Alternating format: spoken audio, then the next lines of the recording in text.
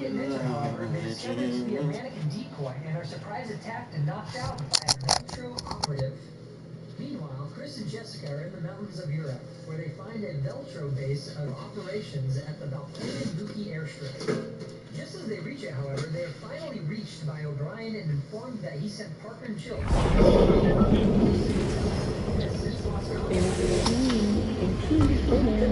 What up? They have the mic. What's up? Whoa. Let me put my headphones on and turn this down. Oh my. Yeah, we can farm bet. I made a bet with this man in here that if the guy talked, I would sing here Justin Bieber. Nah, don't do all that. Come on now. Yo, let me ask you a question. What's good? Why you playing Fortnite at 5 a.m.? Shit, I just woke up. It's actually 6:30, bitch ass nigga. Yeah, that's crazy. I mean, why wouldn't you be playing Fortnite at 5:30? It's my day off too. Boy, how old are you? To sleep yet. This man got a whole life. I can hear it. Word. Oh shit, niggas shooting behind me. Damn. I don't have a gun. Alright, I got That's crazy. Okay, let's go. We is about to save their lives. I have no clue where they went though. Whoa, I see him. I love that the pistols aren't like you have to keep. What the hell? Is that a purple Scully? I sent y'all an ad. I got mics and shit. So. Y'all see this shit? This is a purple Scully that damn, just died. What? I'm a just died to a bot. That's not a bot. Nah, that was 100% a bot. No, he's not alive. Alright, I'll get y'all a card. Give me a second. If I die, I die. But I'm gonna try. Guns, you good. That boy is behind the weekend. Oh shit.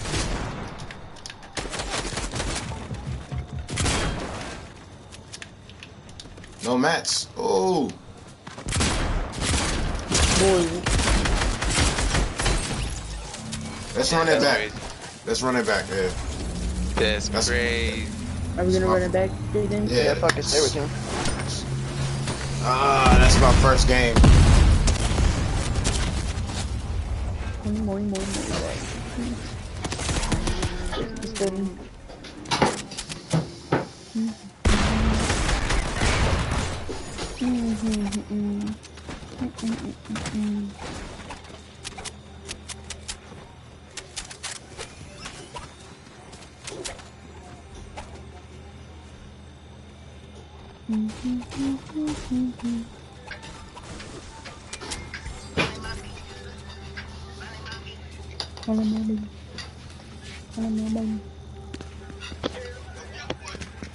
Season 1 player? Yeah. I like.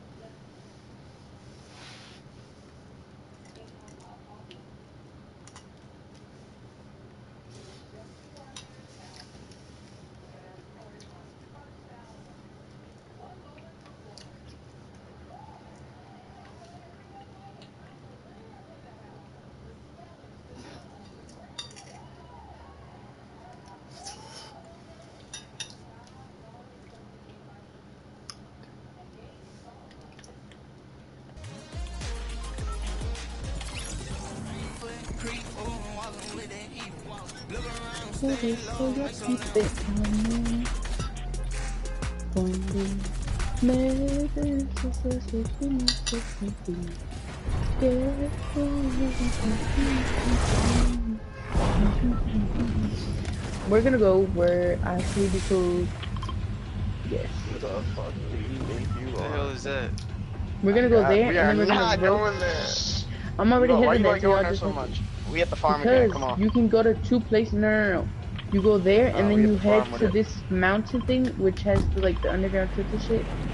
Alright, we'll go to the next round. Come on, we have to farm. No, I'm already here. And Look, Sounds like bro, a my bad man. decision, my boy. Yeah, I don't know. I'm landing with mans. Where you going, bro? Bro, just come over here, please. Yeah, we got to farm. Fuck that. That looks so mean. Go to the next round. Gotcha. Boing.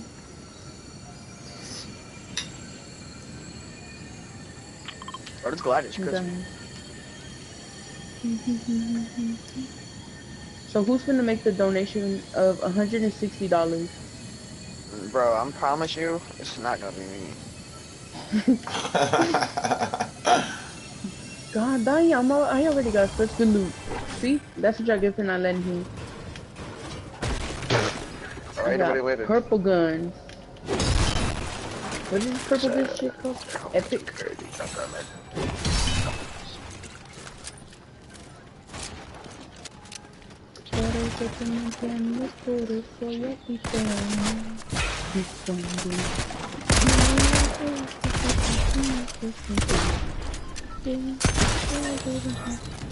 Are y'all white?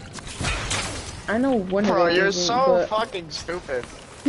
No, one of them isn't. I just know it. But the other one, I don't know. Nah. Juicy, I are you know. white? Nah, I'm a beaner. I was just about to. Oh. Bro, you're fucking wild. Nah, that's how she be talking to. No, I don't. That's why. That's cat. I'm a nigga. Show my kill, bro. I'm a nigga. Pretty much figured that one. Yeah, we could tell. That's like the only one I was secure of. Now we got a mixed team. Hell yeah. Primitive action. Motherfucking Power Rangers. Power Rangers? Roll out. Oof, that reminds me of... There ain't shit here, boy. What? Who the fuck is all the way up there? Is that you? Goddamn. Better come down here. Oh no, I got some balloons. I'll come towards you. God dang. Do you guys know like the storyline of this Fortnite shit? Hell yeah. Bro. What's the storyline? Shit's old. What do you mean the Go. storyline? There is. It's just like. It's not really a storyline. It's kind of mixed up and fucked up. It's on YouTube. Like how you go from... Yeah, the if you look chapter. up on YouTube, it'll show every fucking cutscene. Yeah, but I don't get how they went from like... I mean, the I remember when they chapter 1 first shit. launched the rocket in the sky. Yeah, and then it went all the way to Marvel. Like, what the fuck? Basically, it's it's kind of still weird now about with like the fucking Spider-Man shit. it's a 0 point. That's it. Bro. If you want to sum it up. Oof, I remember when they had us in that black hole for like 3 days, I think it was, or more. Damn, I want that hammer, but I'm already gone. Yeah, I played zombies those 3 days. God, I've never played zombies. Call of I have Duty seen the zombies? world. Nigga. No, this shit. You play Call of Duty zombies that day? Those days? Yeah. Hell yeah. Yeah, I be playing Call of Duty. Madden 2K. Yeah, I be playing a little bit of Madden. Sometimes I play with myself. Oh.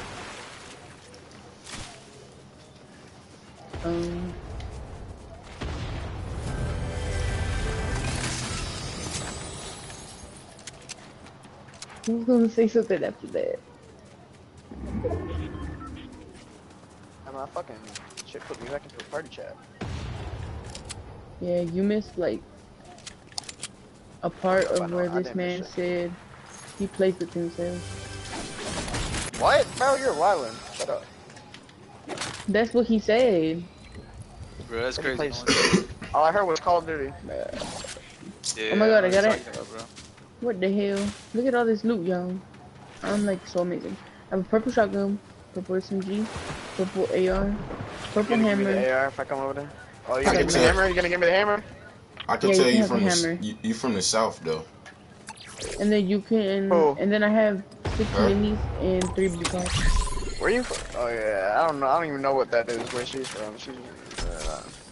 I don't even know if that's the south, north, west. I am north. That's, bro, no, hold on. That's cap.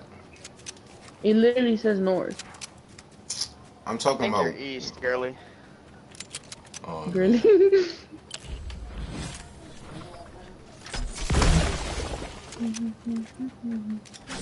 Ooh, look at this It's at the motorcycle. bottom of the United States.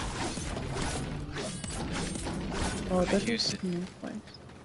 Oh, I'm in Austin. I was just about to say. No.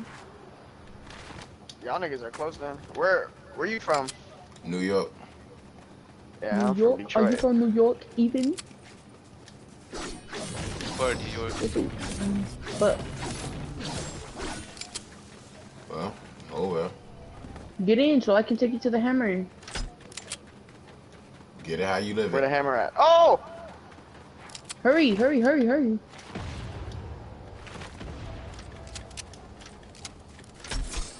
Y cuando me I used to talk to this girl for W everything. Sorry. I'm just stuck in my head. What are you doing? I thought you were taking me to the hammer. I oh, am. hell yeah. Oh, we're going down. We're going down. Slippery ice. Ooh, we might be in some a Bro, little. where's the hammer, bro? Right here, literally inside of here. Oh my god. Oh my god, oh my god, I'm gonna get it. I'll push you. Where Find is me. it?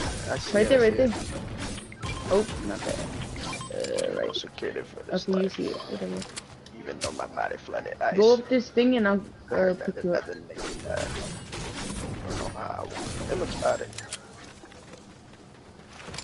Oh my god, I might die. I'm not even gonna cap. You fucked me Hurry, up, get man. in! I'm good. Get up out of here. Okay.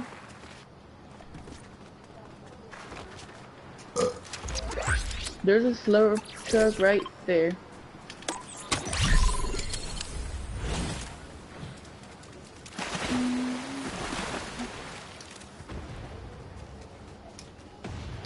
I'm gonna use this shit. Kidding, you're not gonna use this rip truck? Oh, you already did. Whatever. Well, no, you used the other things for medalist.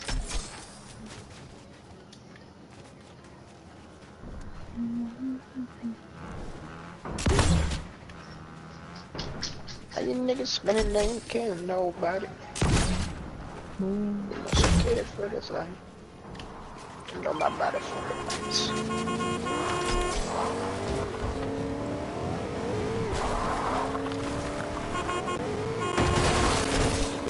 You're wild. Boom. Oh. I literally love these motorcycles.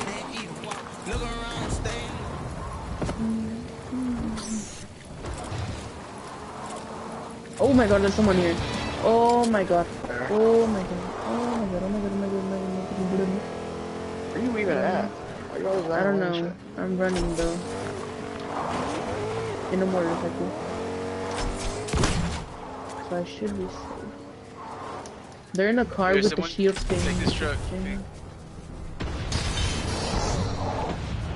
They're in a car and they have the shield thing. So it's genuinely smart. Yo, someone take this other truck. Okay, I'm going. Boom.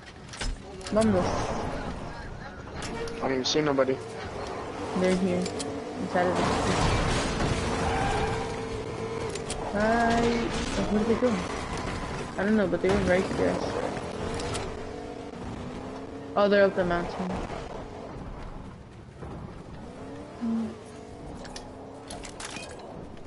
Yep, they're up the mountain, guys. My truck is about to die. What? They're up the mountain.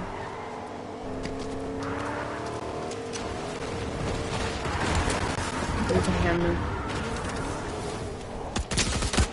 What mountain? Mark them. Up the mountain. Yeah, you're such. Oh, they're here, they're here, they're here, they're here, they're here.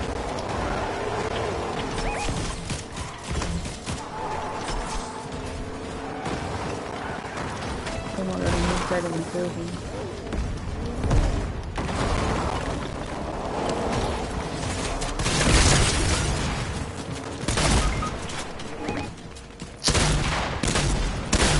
Come on, y'all. I'm in.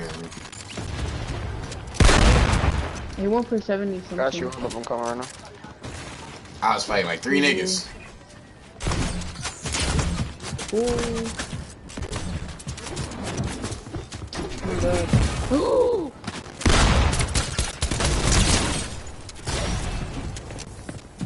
How did I not kill him? Where's this boy going?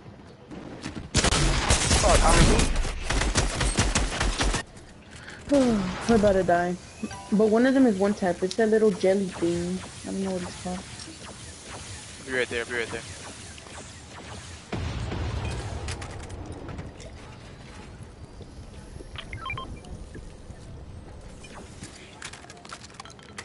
I'm going.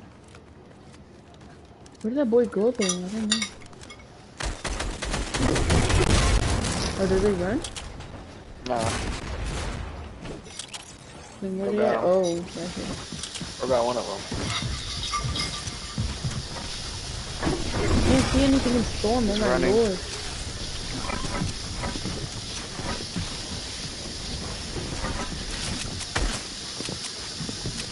This boy.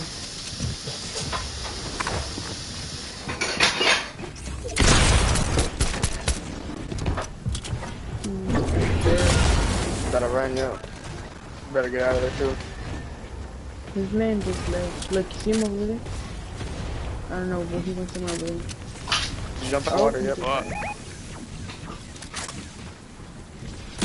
Damn, I'm amazing. Oh, he's white. Oh my god.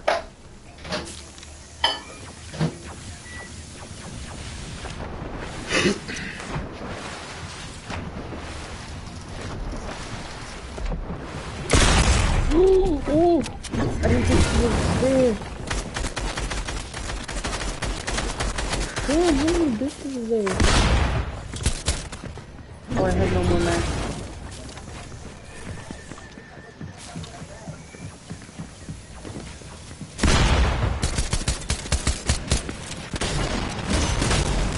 Where's the guy? I'm done. That's crazy. That's what you get for living in Austin. The fuck up, little bitch. Oh, they're all the same skin. Go back to lobby, bro.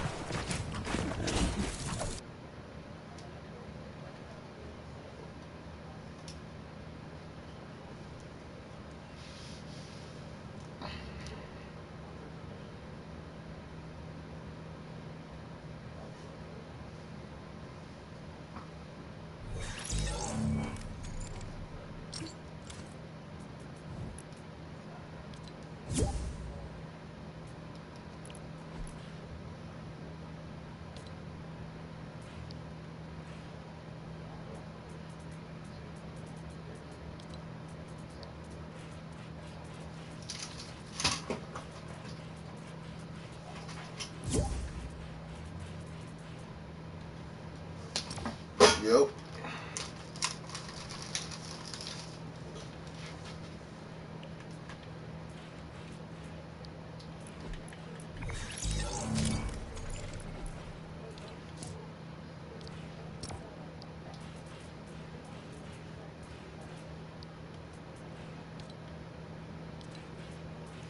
You ain't want to play with them? I don't know where they went. Hold up.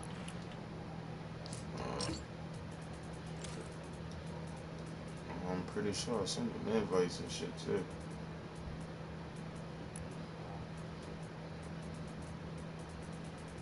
Oh man, these niggas ain't want to play. Don't you got them as friends? Nah. Oh fuck it. We'll find randoms.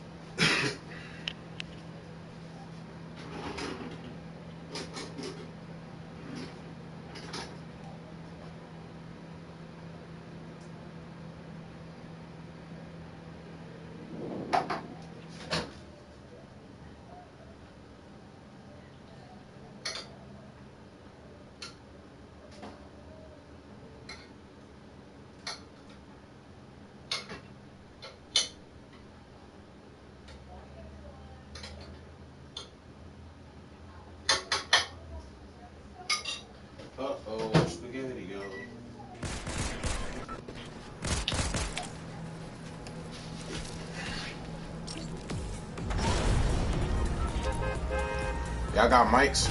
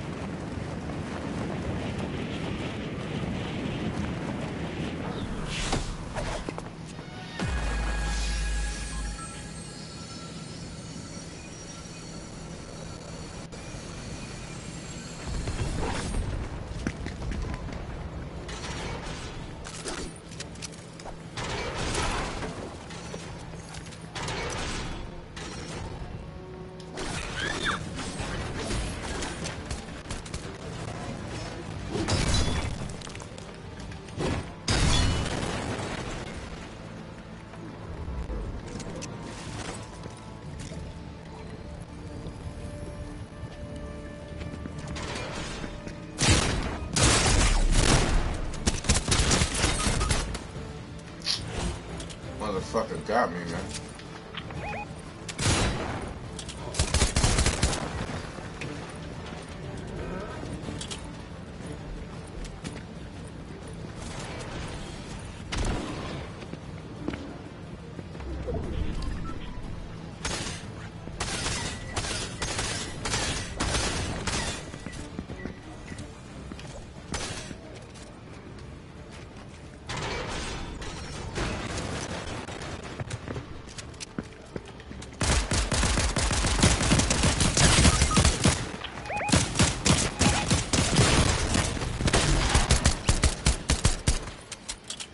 Damn, they bitch ass.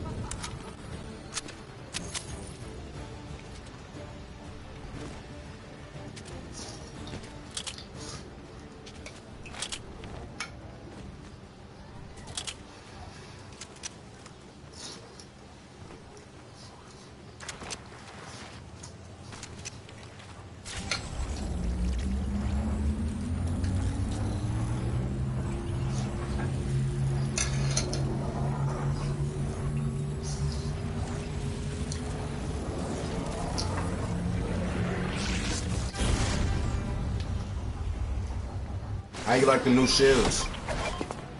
I have no idea, honestly. I haven't played this game for like a year.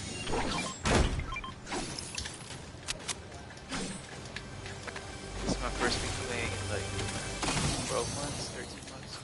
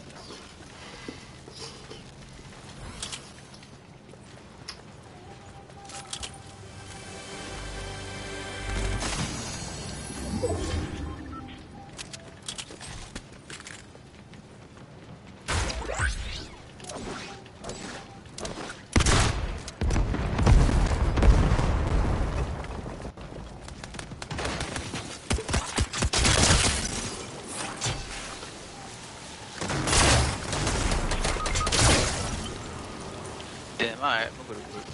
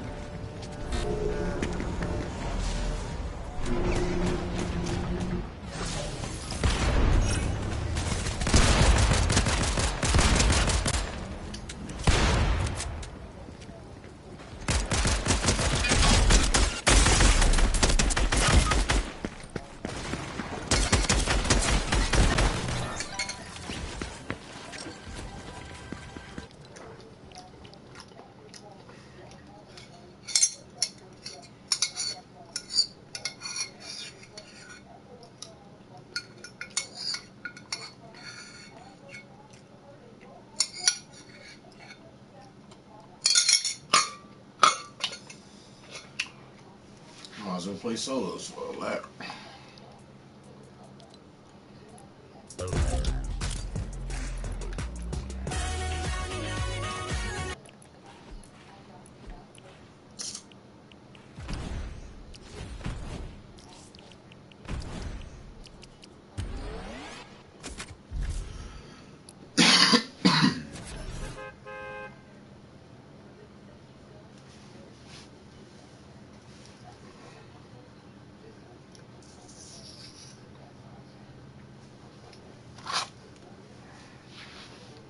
Turn on my lights gray.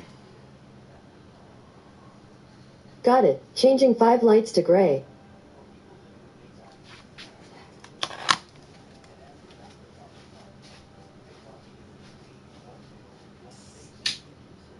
Back to his father.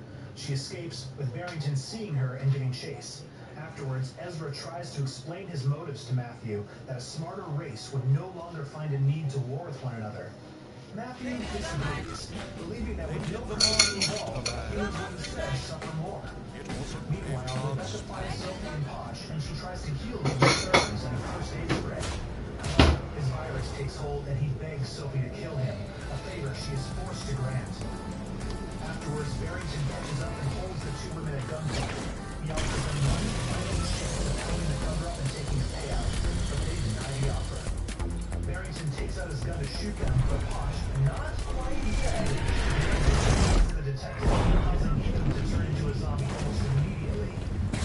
Sophie shoots him, finally killing him before thanking Posh and putting him out of his misery for good as well. In Ezra's office, Matthew has hung himself after his argument with his adopted father, and Dr. Howard is preparing to kill him. However, Chris, Pierce, and Tyler arrive and stop him. Howard admits to creating a new strain of the T-virus from his experiments with the Irish jungle fossil, but Ezra is able to distract Howard, wrapping the case with the virus and escaping. Tyler then confronts his father, who releases a new tyrant infected with his strain. The three fight the tyrant as Howard scurries off to observe and collect battle data. Tyler and Chris distract the tyrant, and Pierce is able to shoot it to defeat it, much to Howard's disappointment. He then injects himself with the virus as his last-ditch effort, forcing Tyler to shoot and kill his own father. Rebecca and Sophie reunite with the group, and Tyler finds a letter written from his father apologizing for his actions and revealing something about Mary Gray that he is unable to figure out. Mary reveals that she isn't truly human. She was by her father, another Umbrella researcher, and Dr. Howard, who injected her with a T-virus to hopefully cure her fatal blood disease. This treatment worked, but required a steady treatment of the virus administered by Howard. Because of this, Mary considered Howard a father figure and becomes infuriated at Tyler for killing him. She also admits that it was her that led Howard to his plan of resetting the world with his bioweapons. Chris is able to talk sense into her and take her weapons, but she still resists, engaging in hand-to-hand combat, enhanced by the virus inside her. The battle moves smoothly on, and Tyler is able to speak with Mary, who realizes her true anger lies in the fact that Lucas chose Olivia over her. She then asks the group if she can start over again, and Tyler responds that she can. She thanks them, saying she will now reset before mutating into a giant creature. The team fight the creature before Rebecca arrives with the rocket launcher, which Chris shoots at it, with the memory of Mary Gray. Afterward, Chris thanks Tyler for his help, handing him the letter his father left. Sophie then gives Pierce her number, and they leave her behind to return to BSAA to take on the next threat together. Meanwhile, Ezra runs off with a sample of the virus, finding his bodied arm next to a bullet-ridden umbrella. Apologizing to her for his hand in making her the way she was, promising that he'll carry forward and start his new work. The briefcase leaving Ezra to a year later,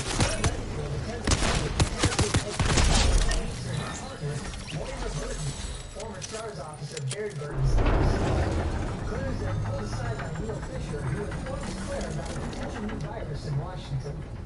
Suddenly, the power goes out in the building. It is stormed with massive assailants who capture Claire, Moira, and several other Terra State members. When Claire awakens, she finds herself in an old prison with a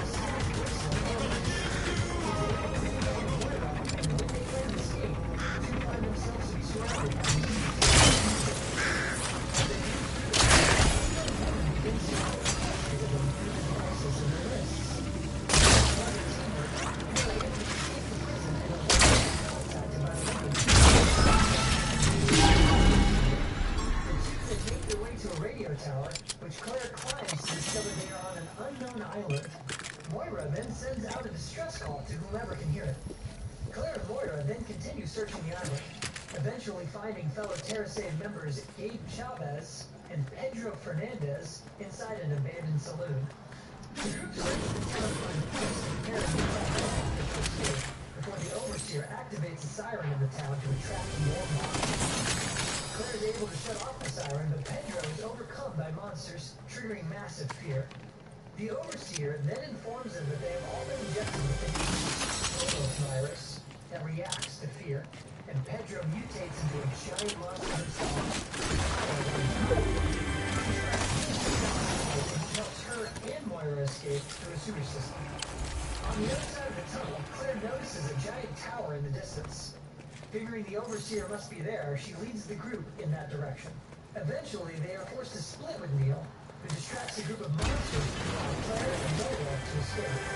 As they progress through the city, Claire and Moira find a little girl with a teddy bear and a bracelet, albeit a different one, of her own. The girl, Natalia Corda, survivor of the TerraSave incident, joins them and they reach the tower. As they approach it, Gabriel arrives in the now working helicopter. However, the Overseer sabotages the controls, causing the helicopter to spin out of control, triggering Gabe's fear and mutation before it crashes into the ground, killing him. And in the confusion, Natalia goes missing. At the entrance of the tower, Claire finds a note directing them to the nearby factory. There, they solve several puzzles until the factory eventually explodes, dumping them in a waterway that leads to the tower. Inside the sewer system connected to the waterway, they find an old native to the island named Bruno Bennett, who, while refusing to help them, allows them to pass through the sewers. On the other end, they reach the tower, and inside they find the employees that Neil had at the party, now with several names crossed out. Moira then spots the feed of Neil on a monitor, and he is approached by an off-screen Overseer. In their conversation, Neil is believed to have been behind the TerraSave capture, as he was personally chosen by Morgan Lansdale of the FBC to carry out his vision. He then worked with the Overseer to create a new terrorist threat and the establishment of the FBC. The Overseer chastises him for his foolishness and injects him with the virus. Claire and Moira find Neil just as he begins to mutate from the virus. He overpowers Claire, and Moira is forced to grab her gun, something she had feared using since she accidentally shot her sister Polly with one of her father's guns as a child. Moira overcomes her fear and shoots Neil dead, saving Claire in the process. Meanwhile, the Overseer looks over Natalia, who she has strapped into a machine with some kind of mechanism on her head. The Overseer proclaims that in 6 months, the girl will awaken as her, revealing that the machine's purpose is to transport the Overseer's consciousness into the girl's body. Claire and Moira find the Overseer's office, including all of the controls and surveillance feeds for the island, and passing through, they eventually find the Overseer herself, separated from them by an impenetrable barrier. She gives a soliloquy, mentioning how her brother died, and now she will share his fate before being resurrected as a god. She then pulls out a pistol and shoots herself in the head, triggering a self-destruct of the tower.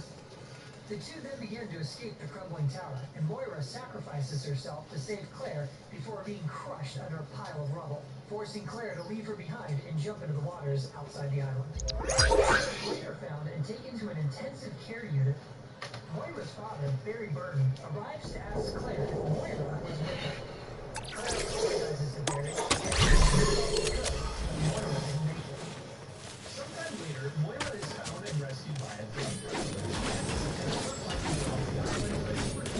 instead offering to give her shelter and teach her to hunt for food to fend for herself on the island. After 6 months, however, the monsters on the island become too unmanageable, leading to food going scarce.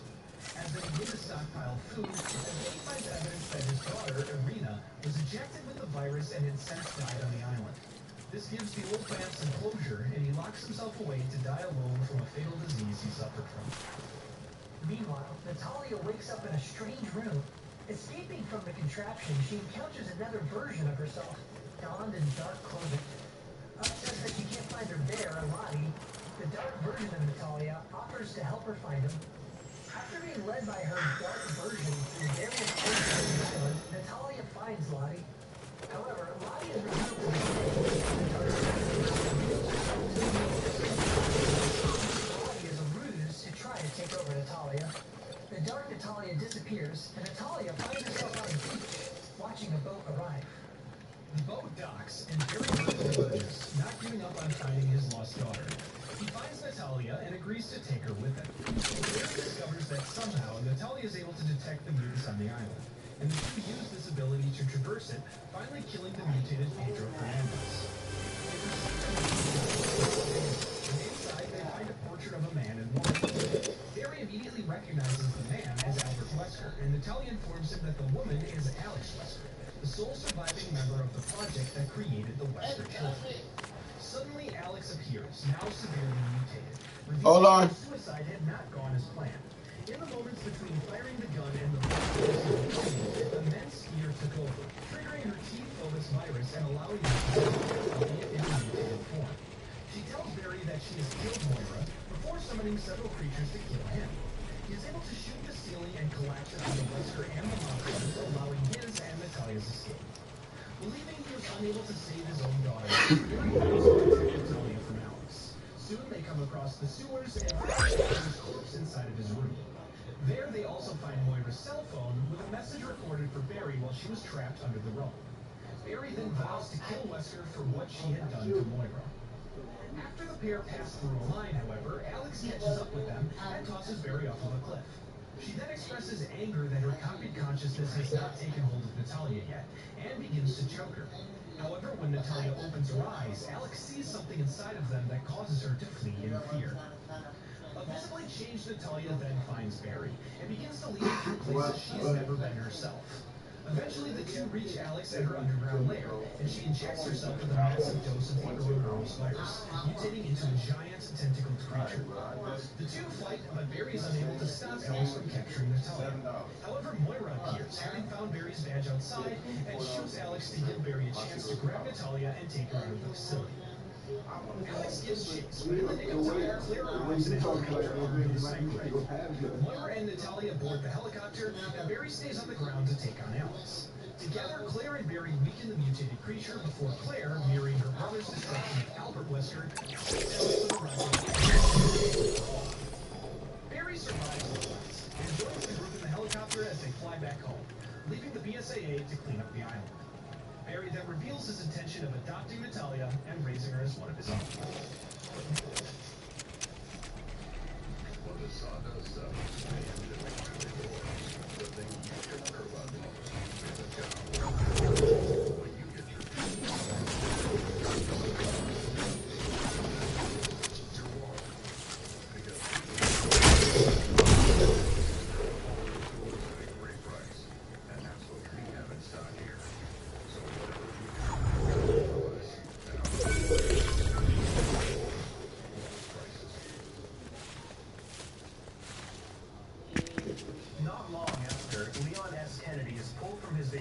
To sneak into the battlefield of a civil war occurring in the Eastern Slav Republic to investigate reports on just as soon as he arrives, he receives a call from his field support, Ingrid Hunnigan, informing him that the U.S. government has ordered an evacuation of all of their forces. Somewhat annoyed, but also determined to clear out any BOW presence, Leon ignores the order and goes searching on his own. Leon eventually finds a CIA contact. He is able to get out the word beekeeper before a liquor BOW attacks and finishes him off. Leon runs from the liquor, but is eventually trapped with the liquor about to kill him. However, he is somehow fed from a man who appears and captures him as he loses consciousness. When he awakens, Leon finds himself in a basement, being interrogated by members of the rebel forces, JD, Alexander Koshachenko, his buddy, and Ivan Jadanovich, the group's Ataman. Soon, the group is discovered by the Eastern Slav army and are forced to escape, allowing Leon to break free. Ataman then falls sick and asks Buddy to kill him before he turns, which he reluctantly complies with. He then tells JD to go to a nearby church while he heads to the surface. Meanwhile, Joanna Belikova meets with Ada Wong, who is posing as a representative from the BSAA.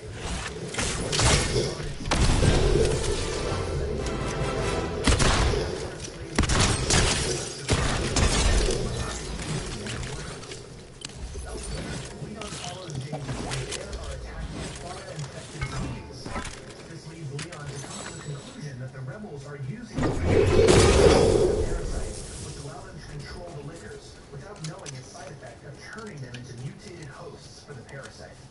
JD leads Leon to the church and asks him to stop Buddy, who is seeking revenge after the Eastern Slav army bombed a school, killing his fiancée.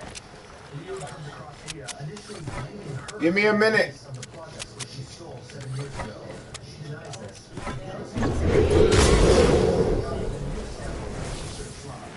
She then leaves, warning Leon that the city will be bombed soon. Returning to the church, Leon finds it to have been attacked by Ganados, with JD the only survivor. Buddy arrives, much to JD's delight, but just as he does, JD begins to mutate, having been infected during the previous battle. Leon reluctantly shoots JD and turns to ask Buddy to give him the plaga. Buddy refuses, seeing it as a necessary tool in the game of war, when suddenly the city is bombed, causing the ceiling of the church to collapse, allowing Buddy to run off. Meanwhile, Svetlana is informed that Ada is not being a part of the BSAA. When Ada arrives to speak to the president, she confronts her about her lie, prompting a hand-to-hand battle between the two.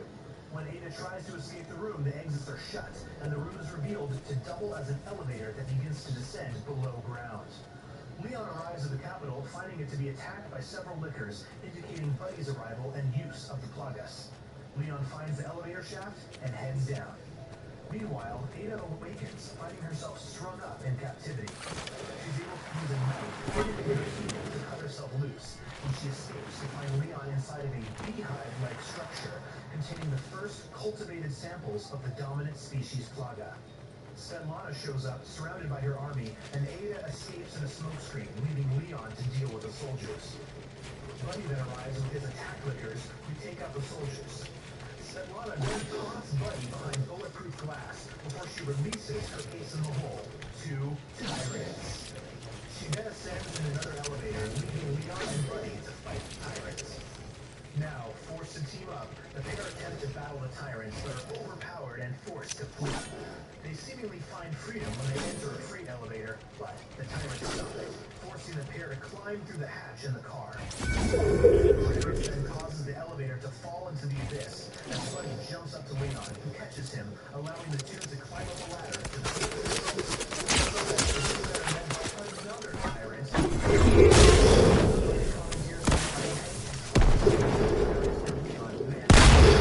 Unable to get a steady shot, Buddy controls a liquor to distract the monster, allowing Leon to shoot its face, decapitating and destroying it.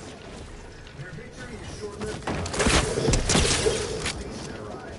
Leon helps Buddy, the only one that can reveal Svetlana's cultivation of the plagas. Having run out of ammunition, Leon then prepares to take before they are swiftly lit up by the U.S. Air Force fighters arriving to protect Leon.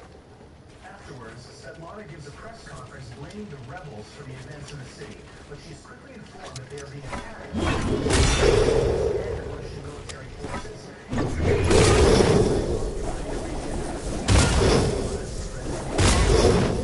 Elsewhere, the U.S.-Russian forces march on the capital, and they both feel the machine. Knowing the plaga will overtake him, Buddy asks Leon to kill him before turning the gun on himself. Leon stops him, telling him that he owes it to those that died to live on, even if it means losing the use of his limbs. He then shoots Buddy in the spinal cord, killing the plaga attached to it, allowing him to live. Afterwards, Leon speaks with Hunnigan, who insists that the U.S. knew nothing about the plaga situation, while Leon remains with doubts. Ada then calls her employer, not sure whether to hand over the plaga, even after her potential buyer offers to wipe out an international warrant for her arrest.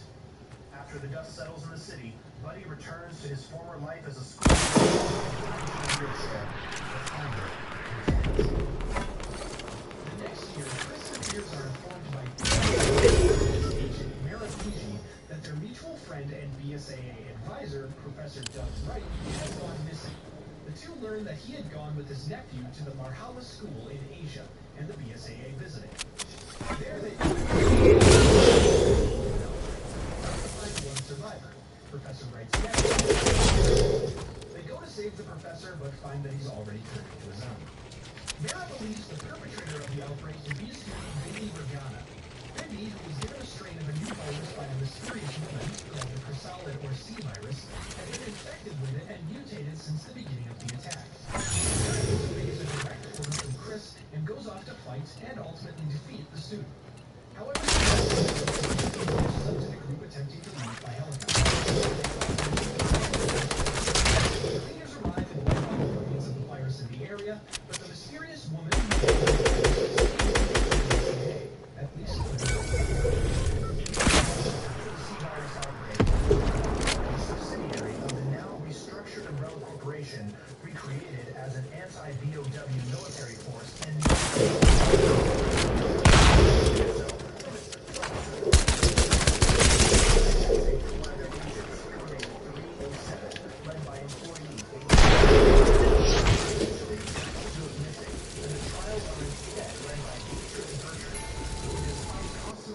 him up for failure. Oh, GG's.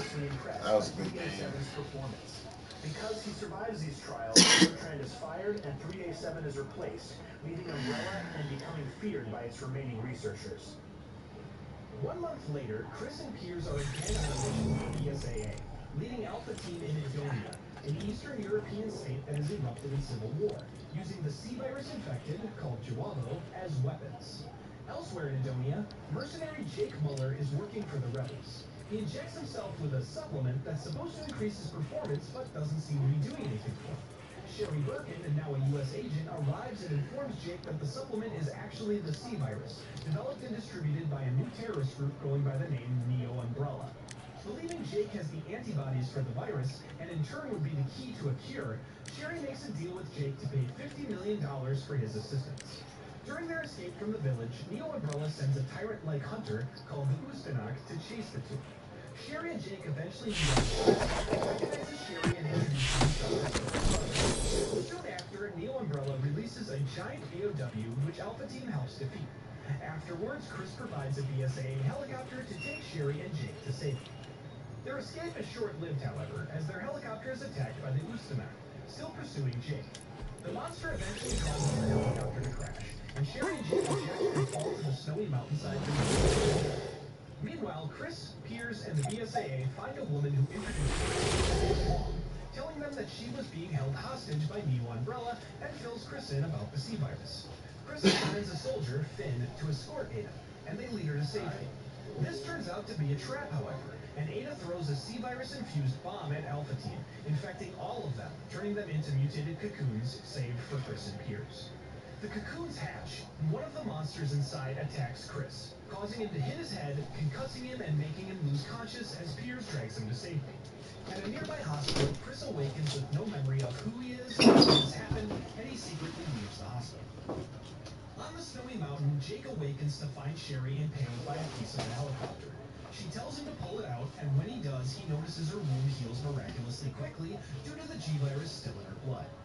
The two find a cottage to take refuge, and Sherry confides in Jake by telling her about her father's actions in Raccoon City, as well as her rescue thanks to the Lord's player that drove her to follow in their footsteps.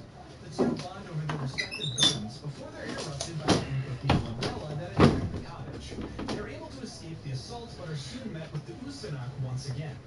They duck the creature temporarily, but when they reach the Edonian border, they are met with more opposition, and their giant stalker fails in and knocks out Sherry.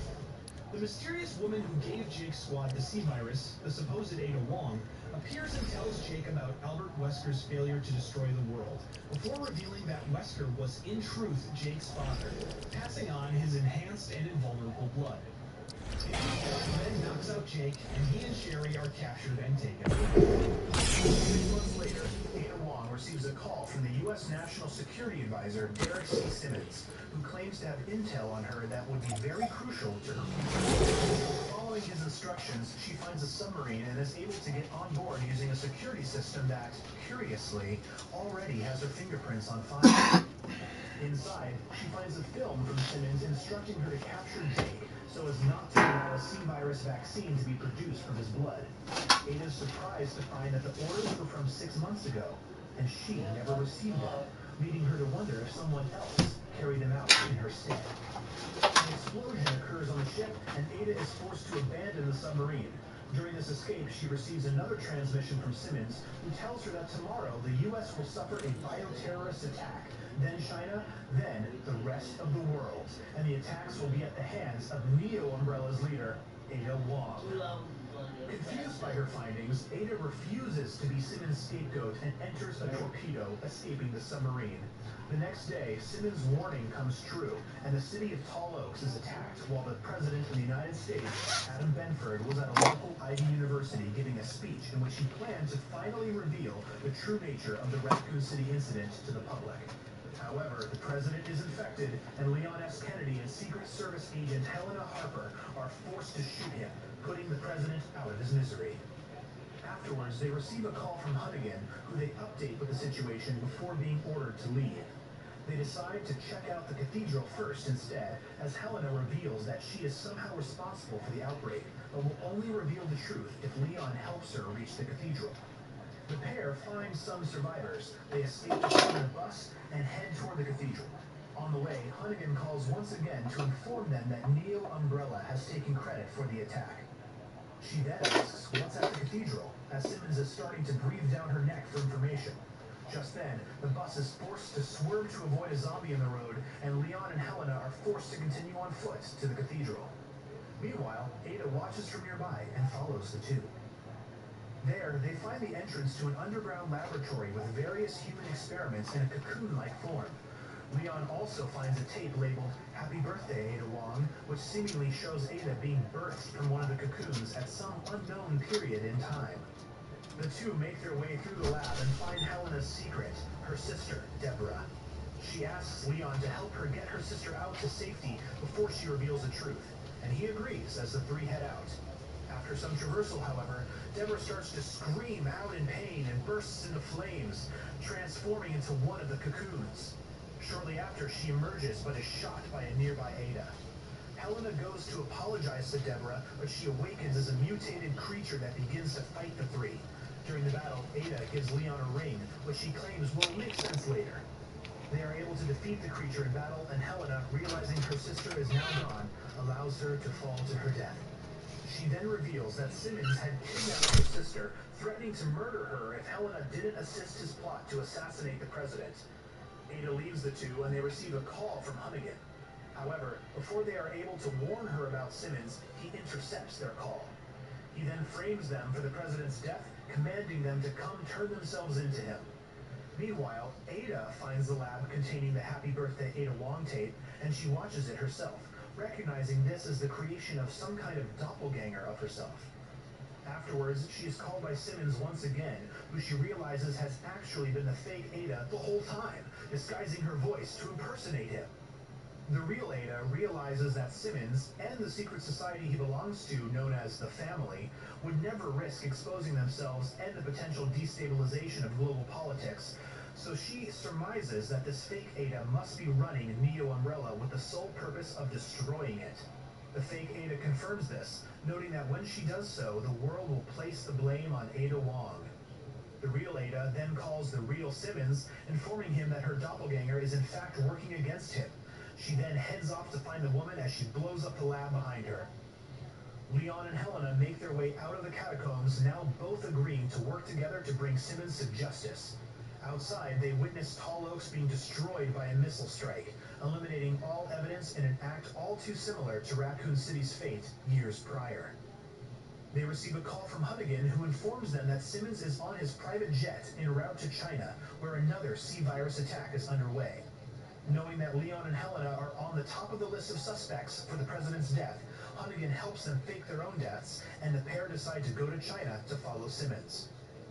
Back in Europe, Chris, still without his memories, has become an angry drunk, frequenting a bar where he's not exactly welcome. Pierce finds him after months of searching and confronts him, but Chris has no recollection of his partner.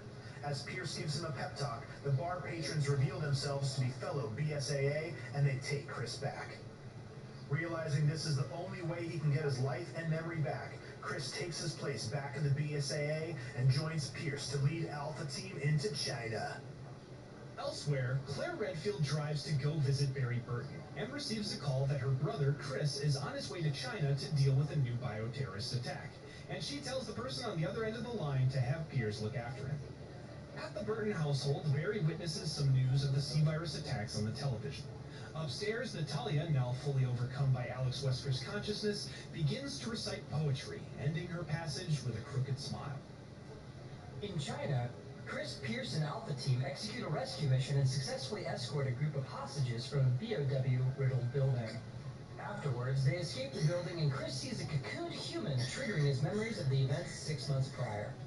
Elsewhere in China, Jake and Sherry have been undergoing daily tests in a Neo Umbrella research facility since their abduction 6 months prior. Jake is able to escape from his guards and shut down power to the facility, allowing Sherry's escape as well. The two reunite and get in contact with the U.S. government and learn that Sherry's superiors are in China as well. The two then find a motorcycle and use it to escape the facility to rendezvous. Chris and Pierce come across Jake and Sherry and help them take down a pursuing helicopter before heading off to search for Ada at a nearby research facility. Jake and Sherry also head out and soon witness the crash landing of an American airplane. They rush it to find the plane's only two survivors, Leon and Helena. Sherry and Leon reunite, and he reveals that Simmons is behind the attacks. Sherry, who reveals that Simmons is their direct superior, is surprised by this information. But before the conversation can go any further, the Ustanak attacks, and the four are forced to battle it. They're able to drop a tower on the Ustanak to incapacitate it, but the tower separates the two groups. Sherry reveals Simmons' location to Leon, and they agree to meet there. Leon and Helena reach the facility and witness the Ada Wong decoy walking inside. They follow her inside and to their surprise find Chris and Pierce. Leon stops Chris from shooting her, arguing that Simmons is the true mastermind behind it all. This delay gives Ada the chance to drop a smoke grenade and escape with a briefcase. Chris leaves to capture Ada, while Leon and Helena head off to find Simmons. Meanwhile, on their way to meet with Leon and Helena at Simmons' location, Jake and Sherry are cornered by a Juabo wielding a chainsaw before they are saved by the nearby real Ada Wong, who is still searching for her imposter as well. Sherry, Jake, Leon, and Helena finally regroup at Simmons' location, and he admits his hand in the outbreaks, but justifies that it's for the good of the country and the world. Sherry hands Leon a data chip with research data from the lab they were at, which could potentially stop the C virus. Leon and Helena then provide cover for Jake and Sherry to run to safety. As they leave, however, they are ambushed by a Juabo and captured once again. Meanwhile, Leon and Helena continue their standoff with Simmons. As he turns to leave, he is ambushed by a Juabo as well, who shoots him with a vial, injecting him with the virus which he believes is the work of the Ada doppelganger. Simmons runs off and falls onto a nearby moving train, which Helena and Leon are able to jump onto at the last second. On top of the train, Simmons receives a call from his former partner, the Ada imposter, who admits that she turned him into a monster just as he did to her, before threatening that soon the whole world would suffer the same fate. Helena and Leon catch up to Simmons, who reveals that his killing of the president was to prevent the world from learning the truth about Raccoon City, which he believes would have caused the political order to collapse. He then mutates from the virus, forcing Leon and his partner to fight, and ultimately defeat him before the train derails and they are forced to jump into a nearby ocean. Elsewhere, Chris and Pierce have chased the fake Ada to an aircraft carrier that has been taken over by Neo Umbrella. They finally corner her on the bridge of the ship, where she reveals she has created a missile containing a massive amount of the C virus, threatening an event like Raccoon City, but on a global scale. Just after this revelation, however, a helicopter flies up containing a sniper working for the Family Secret Society, who shoots the fake Ada, and she falls to her apparent death. Pierce opens the briefcase she took from the facility and finds an enhanced strain of the virus. He and Chris then head to try to disarm the missile. Meanwhile, the real Ada Wong infiltrates the ship and finds evidence revealing the creation of her doppelganger. As it turns out, Simmons' hatred of Ada due to her insubordination led him to want to create his own replica of her that would follow his orders. He then created a strain of the C virus, fused with Ada's DNA, and injected it into a scientist named Carla Radames. However, this plan ultimately failed when Carla's consciousness slowly began to reawaken in her new physical form. Ada finds Carla's dead body on the deck of the ship, and Ada laments the poor woman's plight. However, Carla suddenly reawakens, mutated by the virus, and attacks Ada. After a battle spanning the entire ship, Ada is able to finally kill Carla before she finds a helicopter to escape and investigate a tower she found evidence of in Simmons' files. On the ship, Chris and Pierce try to stop the missile's launch, but ultimately fail as it heads towards the city. Leon calls Chris, who frantically tells the former to leave immediately as the missile explodes over China, immediately enveloping the city with the C virus gas and infecting almost all of its inhabitants practically immediately. Leon then sends Chris to Neo Umbrella's underwater research facility to recover Sherry and Jake, who he reveals is Wesker's son. Chris then tells Leon that Ada is dead, which visibly upsets Leon, who is still unaware of the doppelganger situation. Leon and Helena fight through the infected city, aided by Ada and the helicopter, much to Leon's confusion. Eventually, the pair reach the quad tower, where they find an also still alive Simmons. Ada arrives in the helicopter, and Simmons believes her to be Carla, ordering her to use Jake's blood to make the virus stronger before he mutates once again into a T-Rex-like creature. The three fight and defeat him one more time before Ada heads up to the roof where Leon and Helena follow. On their way up, Ada is incapacitated by Simmons, and Leon rushes to protect her from an advancing Simmons. She awakens, and Simmons eventually knocks Leon off a ledge, but Ada returns the favor and saves him before dropping Simmons below as she swings away. Shortly after, Leon spots Ada, who calls him and tells him about the gift she left him on the roof before parting ways with him one last time. Helena tells Leon to go after her, but he refuses, opting to stick with Helena instead. On the roof, Simmons absorbs the bodies of various infected around him and uses them to enhance his power. Now running from a giant mutated BOW, Leon and Helena reach the helicopter with the present Ada left behind. Yet another rocket launcher to defeat Leon's foe. He uses it once more and Simmons is finally killed, falling to his death, being impaled by a structure in the center of the tower, filling the Umbrella logo beneath with his own blood, one final omen of Neo Umbrella. Also in the helicopter, the two find a makeup case with a data disk inside containing all of the evidence incriminating Simmons in the C-virus attacks, which would furthermore prove their innocence. They then escape the city in the helicopter left by Ada. Afterwards, Ada is able to enter the laboratory in the quad tower where she finds all of Carla's research, including her greatest work, an unhatched cocoon inside a glass chamber. Now, knowing that Carla was no innocent, Ada no longer feels any sympathy for her, and sets her lab, including the cocoon, ablaze, destroying everything. She then receives a phone call offering her her next job. She smiles and accepts. Meanwhile, Chris and Pierce make their way to Neo Umbrella's underground research facility, and once they arrive, Chris reveals his intentions of retiring from the BSAA after this mission, passing the torch on to Pierce. The pair find the controls to release Jake and Sherry, and the four eventually reunite. During their ensuing conversation, Jake sarcastically thanks Chris, a trait the latter proclaims reminds him of his father, Albert Wesker. He then reveals to Jake that he was the one that killed Wesker. Angered at this revelation, Jake pulls a gun on Chris, who tells Jake that he can shoot him if he wishes, but he only asks that Jake survive to save the world with his blood in return. Jake ultimately decides not to shoot his father's killer, instead realizing the gravity of the situation at hand. As the four attempt to leave the facility, the main experiment held inside, House, a gigantic BOW designed to destroy the entire planet, awakens, and Chris tells Jake and Sherry to escape while he and Pierce fight the creature. Jake and Sherry run off while Pierce and Chris lead the creature to a chamber to fight it. The two fail in the battle, however, with Pierce mortally wounded and Chris captured by it. In order to save his commanding officer, Pierce injects himself with the enhanced C-virus strain he took from Carla, and using the enhanced strength given to him by it, defeats the monster and saves Chris. The pair then attempt to escape the facility, with Chris promising to get Pierce to safety where they can find the cure. Meanwhile, as Jake and Sherry attempt their escape, they are once again attacked by the Ustanak. Jake is able to punch the creature into a pit of magma, and the pair find a hyperspeed tram that they use to leave. However, in a fiery eruption behind them, the Ustanak pursues them once again. However, with its weak spot now exposed, Jake and Sherry help each other aim a gun to shoot it and finally kill it, allowing the two to escape safely. As Chris opens the door to an escape pod, Pierce pushes him in and closes the door. Knowing that it's too late for him, Pierce launches Chris's pod with only him inside, opting to die with the destruction of the facility. As Chris's pod shoots towards the surface, the chaos arrives once again, but in his final moment, Pierce shoots a giant blast of electricity, finally killing the monster.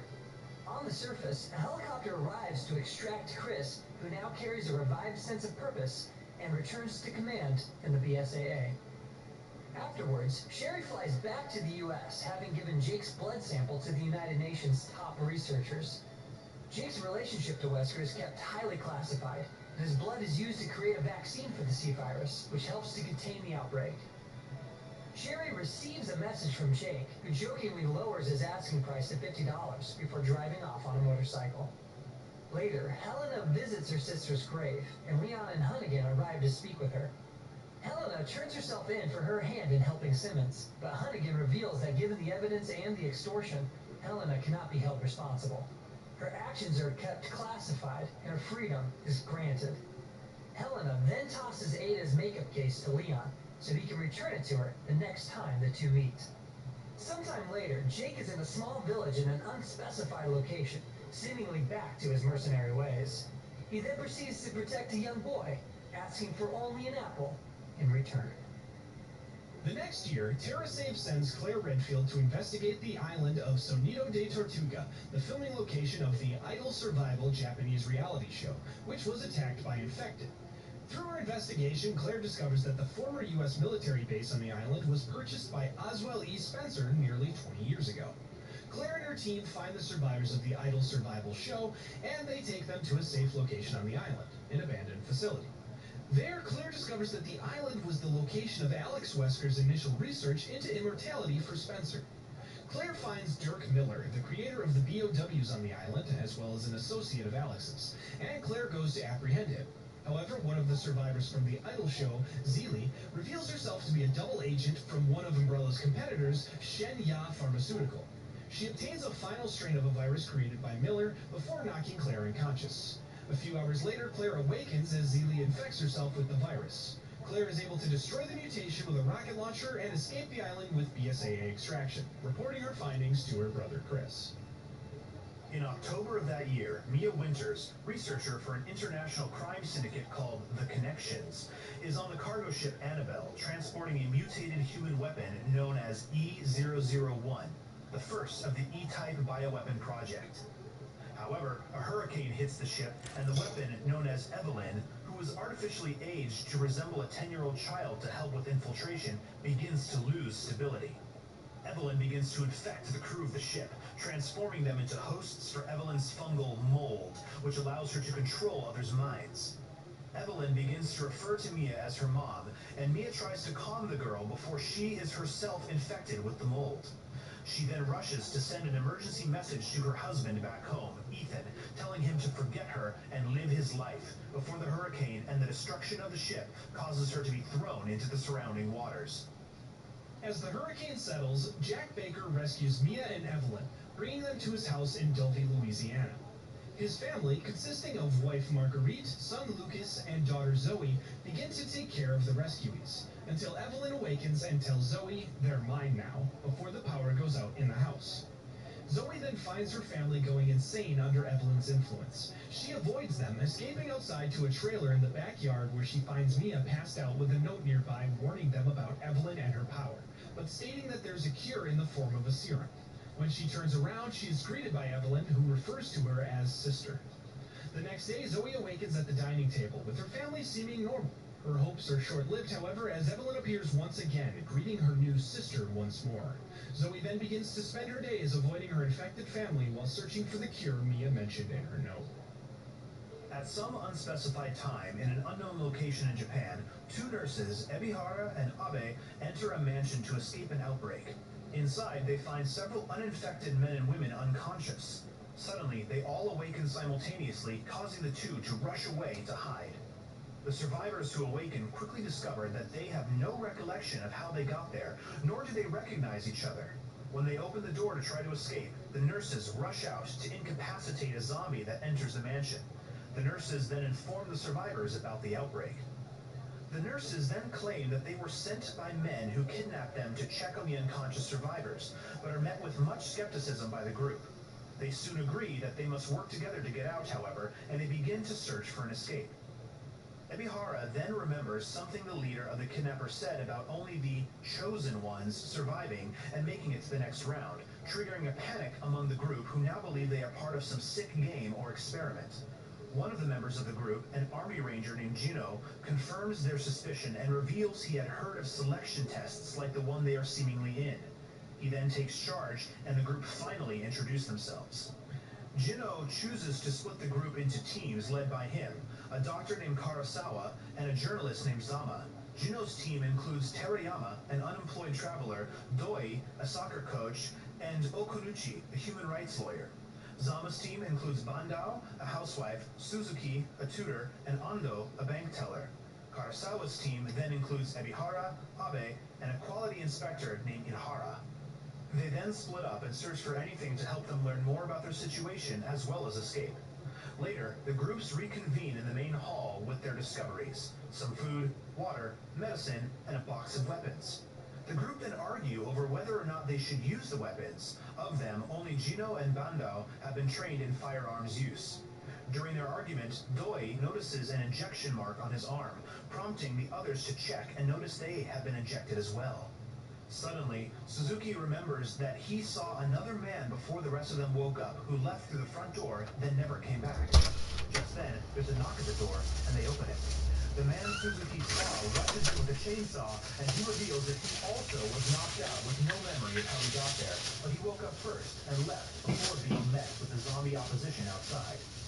The group begins to treat his wounds, and he introduces himself as Hashimoto, an economics professor at the nearby university, and joins Karasawa's team. Now knowing what they face, Gino agrees to allow everyone to take a weapon, but urges caution to not hurt each other. The team splits up again, agreeing to meet after a half an hour with any new discoveries. Gino leaves his team behind to scout ahead, and Doi begins to express his interests in the zombies, believing that immortality and the advancement of the human species could potentially be achieved with the research from the zombies. He believes that the building they are in is a zombie research facility and expresses his excitement in the possibility. He also reveals that he lied about being a soccer coach, believing everyone else had lied about their occupations as well. Gino arrives soon after and takes the group with him. Bandao and Zama also get split from their group momentarily, and Zama expresses his doubts that Bandao is who she says she is, believing her to be with the FBI, which she quickly dismisses. The rest of their group catches up, and they continue on. Elsewhere, Ebihara notices she got a message on her phone. Confused, they read the message, finding that it is from Umbrella and explains the various herbs they found. Abe becomes suspicious that only Ebihara received the message, and that it is from Umbrella, but they quickly drop it and move on. On the other side of the fence, comes to the conclusion that they must be subjects in a test to gather data on zombies, which will be used as BOWs. Like the other groups, they then continue on. As Karasawa's group traverses, he notices Ebihara drinking some of the medicine they found. He confronts her, and she reveals that she was bitten by a zombie and is extremely fearful of becoming like them. Later, Hashimoto begins to show symptoms of the virus taking hold. Ebihara offers up the herb to treat him, and Abe confronts her again to tell her why she knows so much about the herb. Karasawa speaks up and reveals that Ebihara was bitten by a zombie, and that's why she knows of the herb's healing nature. Just then, Hashimoto turns into a zombie and grabs his chainsaw. When he begins to swing it at the group, he uses his weapon, but stumbles, allowing Hashimoto to overpower him and take him down with the chainsaw. Karasawa then shoots the zombie, putting him down. Afterwards, the group leaves, and Karasawa awakens once more, grabbing his chainsaw. Ehara also awakens and leaves the room. Meanwhile, Ando and Suzuki decide to leave the mansion on their own. However, when they go outside, they are met by Hashimoto wielding his chainsaw. Ihara also arrives with a group of other zombies, and they kill the two survivors. The survivors regroup in the main hall and fill each other in on the team members they lost. They begin to discuss the virus responsible for the zombies.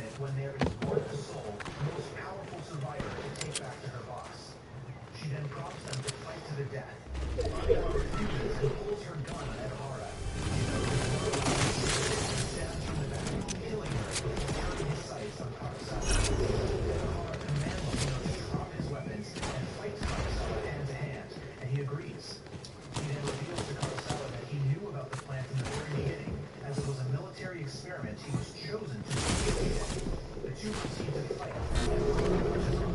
Surprisingly, Kurosawa grabs his knife out of his to avoid the attack.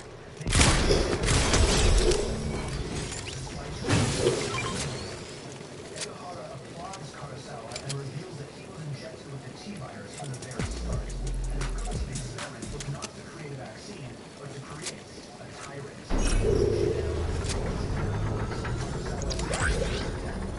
Kurosawa then closes the door, locking himself inside the facility. Gandao then stands up, seemingly uninjured. She reveals herself.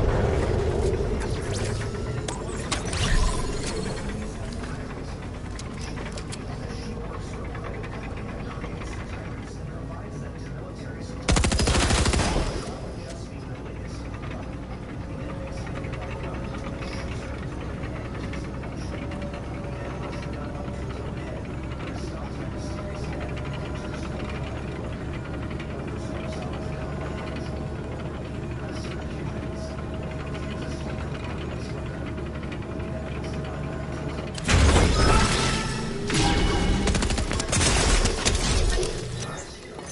Down and arrest a bioweapon arms dealer named Glenn Davis, as well as rescue BSA agent Francois and her son.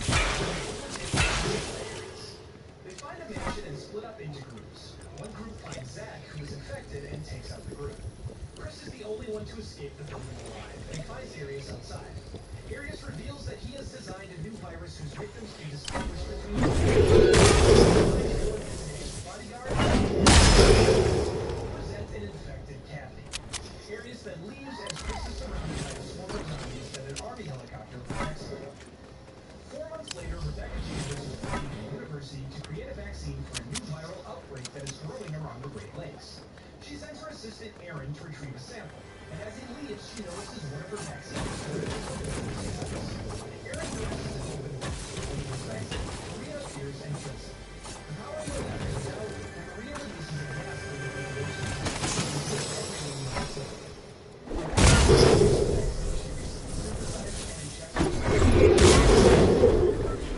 She takes the vaccine data on a flash drive, then goes to leave, but is attacked by Aaron, who she is forced to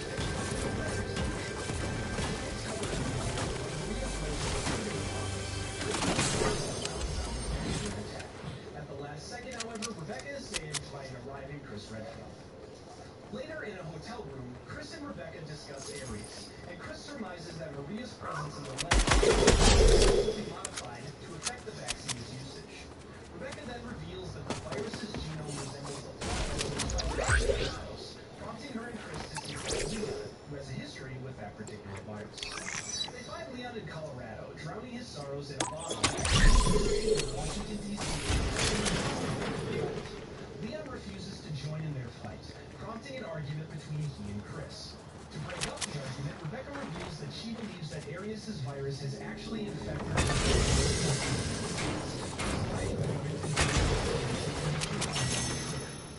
Arius surveils the restaurant from afar and orders Maria to apprehend Rebecca. Later, when Rebecca uses the bathroom, she is surprised by Maria and captured. Inside the restaurant, Patricio, the man who Leon blames for the death of his unit, arrives and tells him that his wife and daughter have been taken hostage by the remaining members of the Comandos, who are working to help an arms dealer create a bioweapon to attack the U.S. And please that Leon refuses, but soon after, Arius' men arrive, with Diego arming a Gatling gun and firing on the restaurant. Patricio hands his phone off to Leon before leaving out. Chris then sees him. Later, Rebecca wakes up. Recreating his wedding day, which was interrupted by a drone strike by the U.S., which he was the sole survivor of. He has reanimated the remains of his family and friends, which he was forced to watch die at the hands of the United States, fueling his vengeance. He reveals that the virus he has created is called the Animality, or A virus, and it consists of 3 strains: one to infect, one to activate, and one to vaccinate. He then notes Rebecca's resemblance to his late wife, hoping to have Rebecca take her place. She refuses, angering Arius and having her sent to his lab to infect her with the virus and replace her arm with his wife's, the only remains of her. Meanwhile, Leon and Chris inspect data from Patricio's phone and discover that Arias had used the Agua brand of drinking water to spread the virus in New York, and plans to trigger it soon. They also learn of the vaccine strain that can effectively turn off the virus in infected individuals. Arias then triggers the virus, sending Agua trucks across New York which expel a gas, infecting the city at large. Leon, Chris, and their army help split up and take out the trucks. They are able to destroy them all, and Maria is caught up in one of the blasts. Chris and Leon make their way to Arias' lab, and Chris is able to rescue Rebecca after a short fight. Chris takes Rebecca to the roof of the building where he is attacked by Arias. After a short fight, Chris is able to however, Diego comes upon him and absorbs his body, mutating into a large creature containing multiple heads. Leon distracts him so he can search for the vaccine. Arias jumps to a nearby helicopter, and Leon drives a motorcycle towards him, jumping off as it flies into him, exploding on impact and weakening him. Chris then arrives and launches a grenade into Arias' heart, finally killing the creature. He then cures Rebecca, and the group release the vaccine above the city. The inhabitants later, Maria, having survived the previous explosion, finds Diego's dead body and looks on in a silent rage.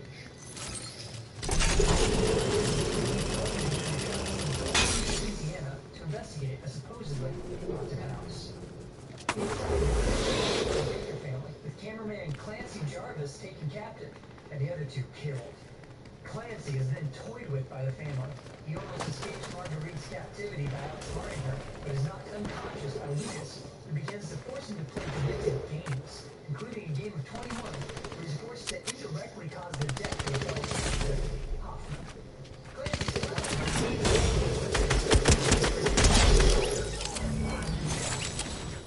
Shortly after, Ethan Winters arrives in Delta, having tracked his wife Mia's movements there after receiving a panicked message, followed by her disappearance for over 3 years. He finds a house and underneath discovers Mia. However, this doesn't last long, and she suddenly turns violent and attacks him, forcing Ethan to kill his wife. Shortly after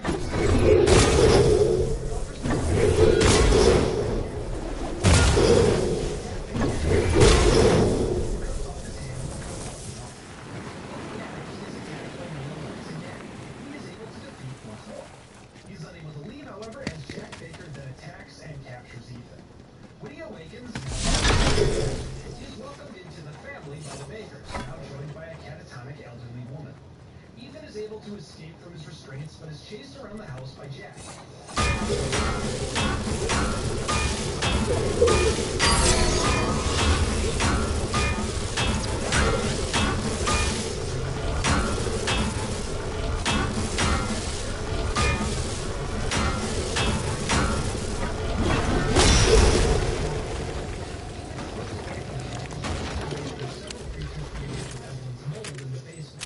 Eventually, Ethan has a second showdown with Jack. In the backyard, Ethan speaks to Zoe and learns that Mia is alive, but that they would need to create a serum to cure both women of their infection before they could leave. Ethan then heads off to find the ingredients for the serum, killing Marguerite in the process. He then learns that Lucas has captured the two women and is holding them hostage. Ethan is forced to play the same game that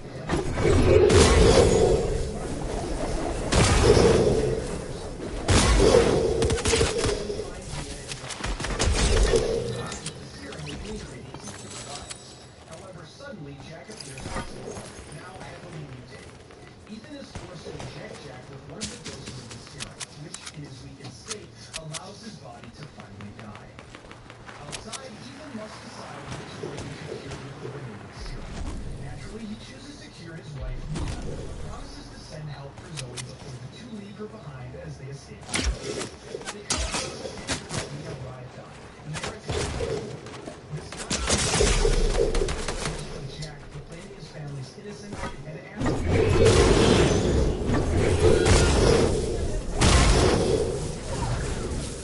she has visions of Evelyn, whom she doesn't remember, but claims is her daughter. Evelyn makes Mia watch a tape, which details her final moments on the ship to restore her memory. She then finds Ethan and hands him a vial of Evelyn's DNA. She then resists Evelyn's control and allows Ethan to escape the ship. He then finds a nearby secret lab and learns the truth about Evelyn's origins as a POW, created to take control of the victims. Lucas, however, was immunized against Evelyn in exchange for his job of collecting data for the creators and connections. Using Evelyn's DNA, he creates a toxin that will kill her, and he makes his way back to the band house. There, she takes the data but he's able to resist and inject her with the toxin. Afterwards, her true current form is revealed as the old woman in the wheelchair, as her aging had been accelerated as a side effect of not being monitored by her.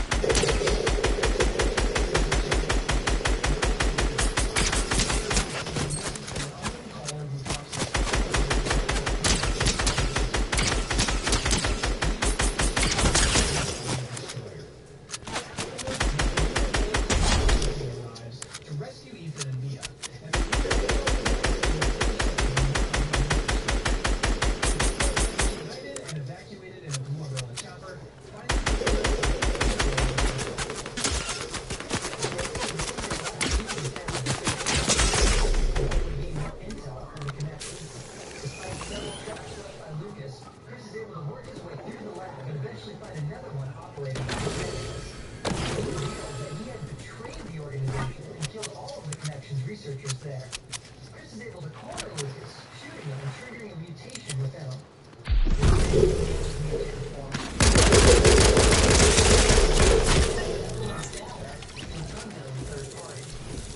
Afterwards, Chris fell back to the camp to take an urgent call.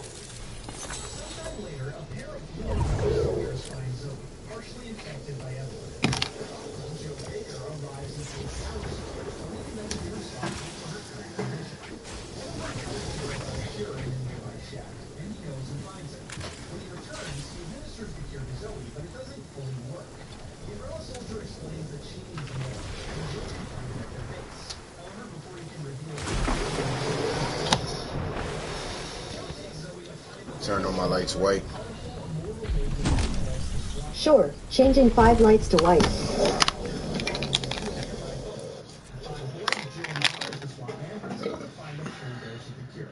However, before he can administer it to Zoe, she is captured and taken by the swamp man to a nearby church. There, Joe faces Too early for me to be falling asleep. Fuck all that. Jack knocks Joe unconscious, then puts him in a coffin and takes him into the swamp. Joe survives washing up on shore near the Baker household. He fights his way through molded and finds a prototype gauntlet created by Umbrella. Joe makes his way inside and finds Zoe, guarded by Jack. The two fight one final time, and Joe uses his gauntlet to finally kill his brother once and for all. Joe then gives Zoe the full cure, and she wakes up. Just then, Blue Umbrella forces arrive. Afterwards, Zoe is fully cured of her infection, and she receives a call from Ethan, who she thanks for keeping his promise to send her.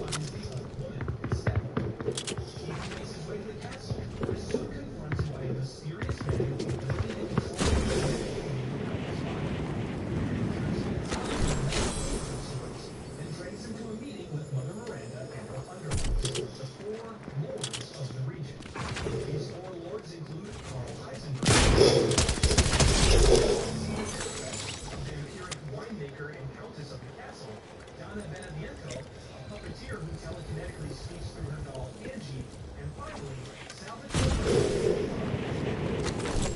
Miranda leaves Ethan to Heisenberg, who gives Ethan a head start before sending an army of Lycans after it, who Ethan is able to escape. Outside, Ethan finds a entrance to the castle, where he meets the Duke, a large traveling merchant who offers his services to help Ethan in finding his daughter. He then enters the castle, where he is captured by Lady Dimitrescu and her 3 daughters. Ethan fights and kills all 3 of these daughters before confronting the Countess herself. He stabs her with the Dagger of Death's Flower. She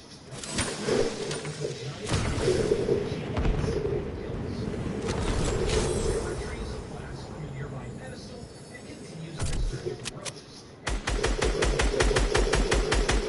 Once again, he shows him a symbol on the nearby pedestal, which resembles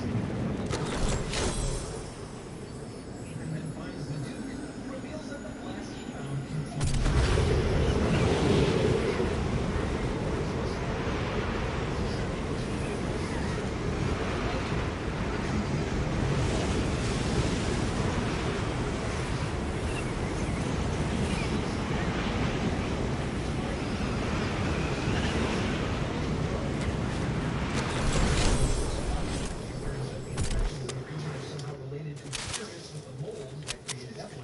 eventually defeating them both and a large Lycan guard to retrieve the other 3 flasks, which they all Ethan gains access to Heisenberg's factory. The man offers to help Ethan save Rose in order to use her potential powers to kill Mother Miranda. Ethan denies his offer and is forced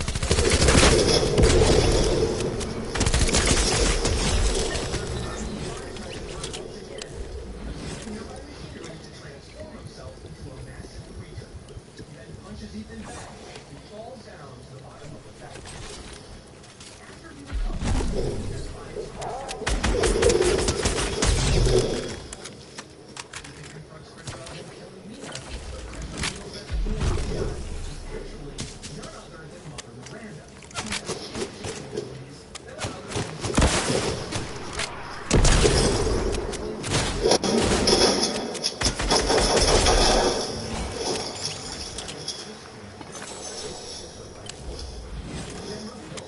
Miranda has the 4 flasks. He tasks Ethan with taking the tank outside to fight Heisenberg.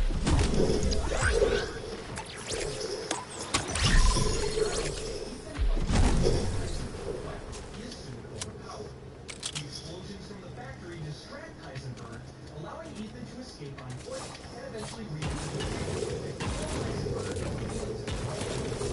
Ethan then gets a call from Chris, who tells him to wait for him before finding Miranda. But Ethan is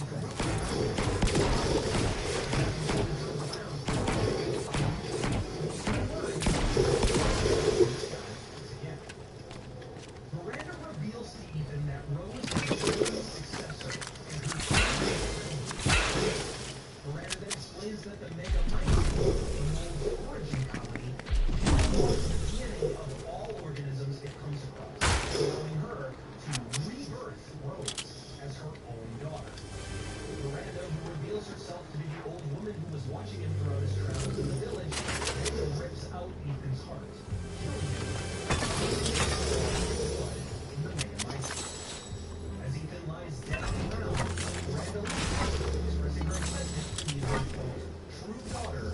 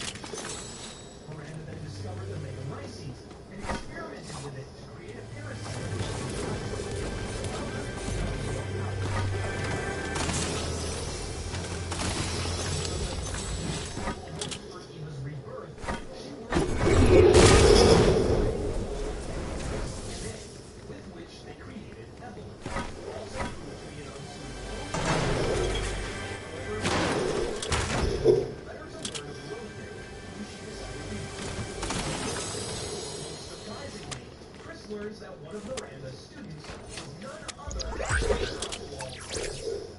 Although the parents Miranda only wanted to resurrect her daughter, Spencer continues to Umbrella Corporation, drawing inspiration from the simple. Chris then finds the real Mia and rescues her. Mia's really gone, as she secretly knows of his own special abilities. Elsewhere, Ethan finds himself in a frozen country. While Ethan assumes he was killed by Mother Miranda, Ethan reveals that Ethan was actually killed 3 years ago during his initial fight with Jack Baker. And after that, it was the mole that created it, explaining his superhuman abilities. Ethan then wakes up in the Duke's carriage, who's en route to the ceremony site to take Ethan to Miranda. Ethan thanks the Duke and heads off, finding his way to Mother Miranda. When he reaches her, he finds that she is successfully reclaimed, but much to her dismay, does not know the daughter.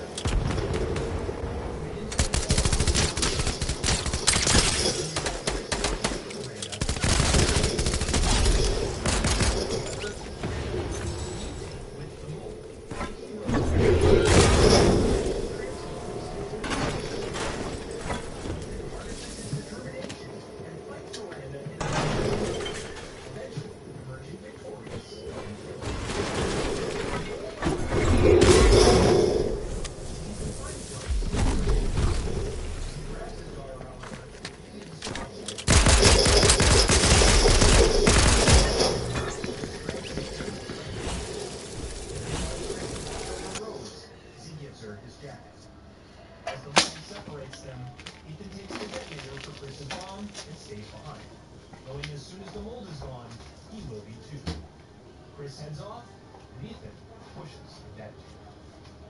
As Chris returns to Mia in the escape helicopter, she demands to know where her husband is. Just then, the village below explodes, destroying the mold and, in turn, Ethan, who Chris reveals sacrificed himself to save them. Nearby, one of Chris's men reveals that he recovered one of the BSAA's squad, a BOW dressed up as a soldier. A confused and frustrated Chris then orders his pilot to chart a course to the BSAA's European headquarters to get some answers. As he states, Jesus Christ, niggas is cheating. Unspecified point in the future, an Alaskan research team discovers a whale preserved in ice. Inside of it, creatures come to life that proceed to infect a member of the team. One researcher sends a sample to a Dr. Dan Gibson in the U.S. Gibson studies it to create a vaccine, but his team becomes infected during the trials. A special force team is sent by the Center for Disease Control to retrieve his work. Agent Lisa Martin is able to help Gibson escape, but is shot in the process, developing amnesia. Sometime later, Lisa and Gibson are living in Croatia, where the disease is spread with a group of other survivors. Supplies are running low in the city, and escape looks unlikely with the amount of infected surrounding the border. Lisa and Gibson hear a rumor of a girl on the island of Lenosa who is immune to the virus and is the key to a cure. The team hatch a plan to distract the zombies with music in order to slip past them to reach an airbase and fly to the island. Gibson is separated from the rest of the group, but Lisa eventually finds the airbase mostly abandoned. They find evidence that Gibson was there, and they ask the soldiers stationed there if they had seen Gibson. They are informed by Dr. Joe Naz that Gibson is believed to be a bioterrorist and is on his way to the U.S. to stand trial for his hand in the virus's spread. He also states that the virus has been sent for further research to the United States Army Medical Research Institute of Infectious Diseases, or USAMRIID. However, their discussion is cut off when Gibson calls from the aircraft he was being transferred on. Colonel Maurice introduces Naz and the others in the USS Wyoming.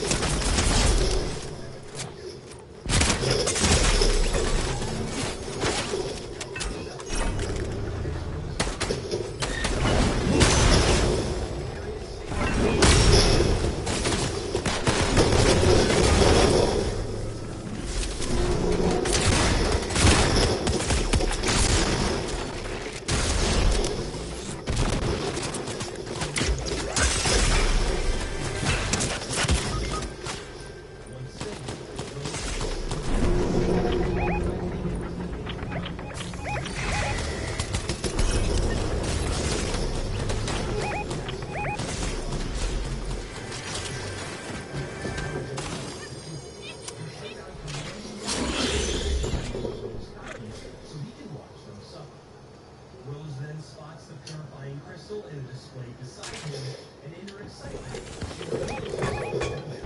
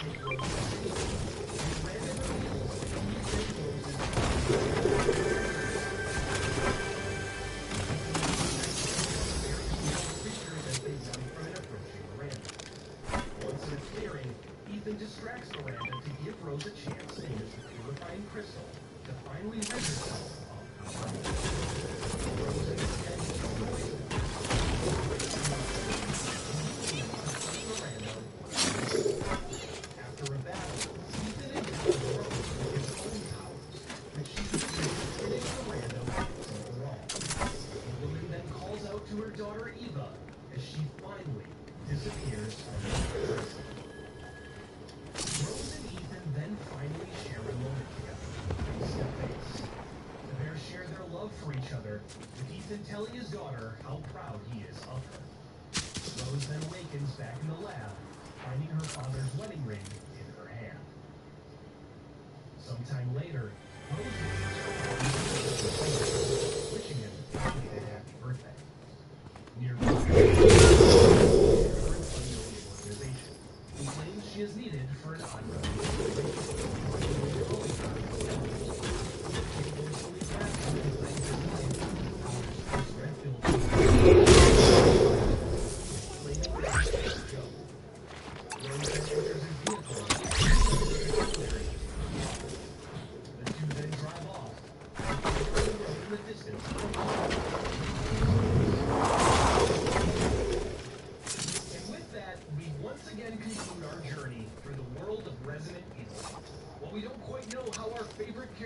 stories will continue. One thing is for sure.